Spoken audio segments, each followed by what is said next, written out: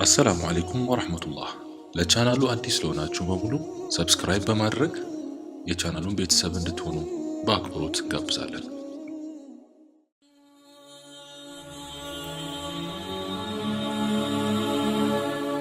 አዩብ ኢብን ሙስ ኢብን ራዚኽ ኢብን ዒስ ኢብን ኢስሐቅ ኢብን ኢብራሂም ይባላል የዛሬው እንግዳችን። እናቱም የነቢዩላህ ሉጥ ልጅ ስትሆን ባለቤቱ ደግሞ ረሕማ ትባላለች። የነቢዩላህ ዩሱፍ የልጅ ልጅ ናት። ይህ ነቢይ በጣም የሚገርመው ዙሪያው በነቢያት የታጠረ ነው። ራሱ የነቢያት የልጅ ልጅ ሲሆን ሚስቱና እናቱም የነቢያት ልጆች ናቸው። ይህ ነቢይ የዘር ሐረጉ በከበርት ቤተሰቦች የተከበበ ከመሆኑም ባሻገር ዱንያ ላይም አላህ ሰፋ አድርጎለት ነበር። አዩብ የብዙ አገልጋዮችና የብዙ ማሳዎች ባለቤት ብቻ ሳይሆን በጣም የብዙ ልጆችም አባት ነበር። በሀገሩ ካሉ ባለሀብቶች ውስጥ በደግነቱና በለጋስነቱም የሚታወቅ ምርጥ ነቢይም ነው። በዚህ በተመቻቸ የኑሮ ደረጃ ላይ እሱና ቤተሰቦቹ ሕይወትን እያጣጣሙ ሳለ ነበር አላህ በአንድ ሌሊት ውስጥ ሚስቱ ስትቀር መላ ልጆቹንና ሙሉ ንብረቱን ያጠፋበት። ፈተናው ተጀመረ። ይህም ብቻ አልበቃም። አዩብ በቅጽበት ባደገኛ በሽታ ላይም ወድቆ ሰውነቱ እየቆሳሰለ ስጋው ከአካላቱ መራገፍ ጀመረ። በሰውነቱ ላይ እንደ ሴት ጡት ያለ ነገር ያብጥበትና እብጠቱ ሲፈነዳም ምግልና እዥ ይወጣል። ሽታው ይከብድ ነበር። ይህን የተመለከቱ የከተማይቱ ነዋሪዎችም ተላላፊ በሽታ ነው በሚል አዩብን ከከተማ በማግለል አንድ ተራራ ላይ ወስደው ጣሉት። ምንም እንኳን አዩብ በበሽታ ተኮማትሮ የከተማይቱ ሕዝብ ተጸይፈው ከመካከላቸው ቢያገሉትም በፍጹም ፍቅርና እዝነት የተሞላችው ውድ ባለቤቱ ግን ልክ እናት ለልጇ የምታደርገውን እንክብካቤ አይነት በዚያ ተራራ ላይ ያለ አጋዥ ታደርግለት ነበር። ቀን ወደ ከተማ ወርዳ በየቦታው ተቀጥራ በመስራት ሲመሽ ለአዩብ ምግብ ገዝታለት ትመጣ ነበር። አዩብ የበሽታ ዘመኑ እጅግ ዘገየበት። ይሁን እንጂ አዩብ በዚህ ሁኔታውም ቀንና ማታ ጌታውን ከማጥራራት ጋር ማመስገን አልተወም። ትዕግስት አስጨራሽ የሆኑ 7 የእንግልት ዓመታትን በዚያ ተራራ ላይ ካሳለፉ በኋላ ከዕለታት አንድ ቀን ይህች መከራዋ የበዛባት የአዩብ ሚስት ተንሰቅስቃ ማልቀስ ጀመረች።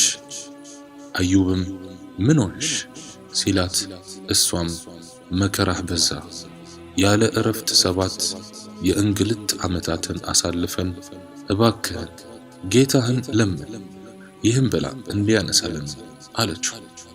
አዩብም ከዚህ በፊት በድሎት ስንት ዓመታትን አሳልፈናል አላት።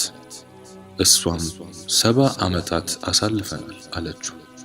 አዩብም 70 ዓመታትን በድሎት ሲያንደላቀቀን ከርሞ አሁን ለ7 ዓመታት ስላሳመመኝ ሰብር አናደርግም እንዴ? ወላሂ አላህ አፍያ ካደረገኝ 100 ጊዜ እገርፍሻለሁ አላት።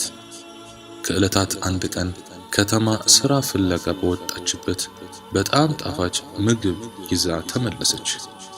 እንዲህ አይነት ምግብ ከየት አገኘሽ ሲላት ምንም መልስ ሳትሰጠው አበላችው። ዳግም በሁለተኛ ቀንም ከተማ ወጥታ የትናንቱ አይነት ጣፋጭ ምግብ ይዛ ስትመጣ ከየት ነው ያመጣሽው ብሎ አጥብቆ ሲጠይቃት ያን ጊዜ ጸጉሯን ሽጣ እንዳመጣችለት ነግራው ጸጉሯን ስትገለጥለት አዩብ እጅጉን አዘነ። አላህንም ሊማጸን ወሰነ።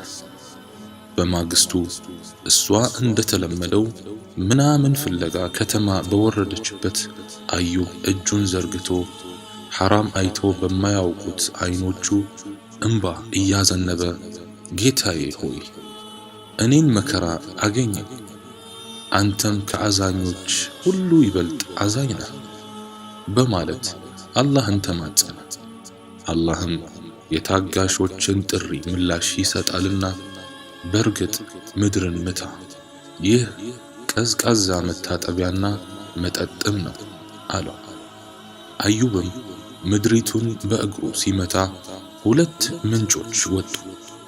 አንዱን ጠጥቶ በአንዱ ሲታጠብ አዩብ ሙሉ በሙሉ ከበሽታው በመጽዳት የድሮ ውበቱንና ግርማ ሞገሱ ተመለሰ።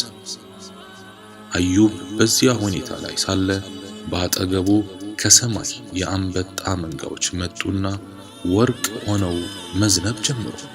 አዩብም እየተሯሯጠ የሚዘንበውን ወርቅ በልብሱ መሰብሰብ ሲጀምር አላህም አንተ አዩብ ከዚህ ከምትሰበስበው ወርቅ አላብቃቃሁክም እንዴ ብሎ ተጣራ።